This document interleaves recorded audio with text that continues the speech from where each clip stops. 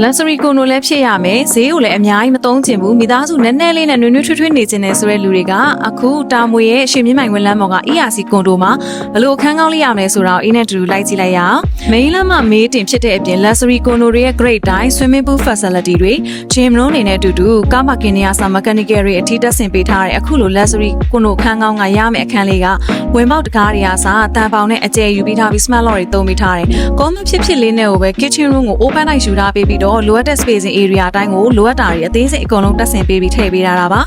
ဒီကနေပြီးရှောင်းလန်းသွား area ကိုလည်းမကျင်းမကျယ်ယူထားပေးပြီးတော့မှ common WC room ကိုလည်းထည့်ပေးထားသေးတယ်သုံးပေးထားတဲ့တကားတွေထည့်ပေးထားတဲ့ basin နေရာတွေပစ္စည်းတွေအားစာအကောင်းတွေပါပဲထပ်ခိုးပုံစံလေးကိုမှထည့်ပေးထားတဲ့အတွက်မိသားစုဦးရေနည်းနည်းလေးနဲ့နွေ့နွေ့ထွေးထွေးနေထိုင်မှုကိုလည်းဆင်ပြေပြီးတော့ fully decorate လည်းကိုယ့်ဘာသာတိုက်လို့ထပ်တင်လို့ရအောင် double ceiling တွေထိပါဝင်တာပါ high ceiling ဖြစ်တဲ့အခန်းကောင်း master အကျယ်ကိုမှယူပေးထားတဲ့အတွက် view တွေလည်းခန်းထဲမှာခန်းစားလို့ရမယ်ဒီကနေလည်းကိုကြိုက်တဲ့ပစ္စည်းထပ်ပြီးထည့်မယ်ဆိုရင်တော့တော်တော်လေးဆင်ပြေတာပါထည့်ပေးထားတဲ့ master bedroom ရဲ့ bathroom ကလည်းလိုအပ်တာတွေအသေးစိတ်အကုန်လုံးပါပြီးသားပါချွေပြားတွေအစား quality အကောင်းတွေသုံးပေးထားတဲ့အတွက်မိသားစုနဲ့အတူတူ long lasting ဖြစ်လည်းနေထိုင်နိုင်မှာပါ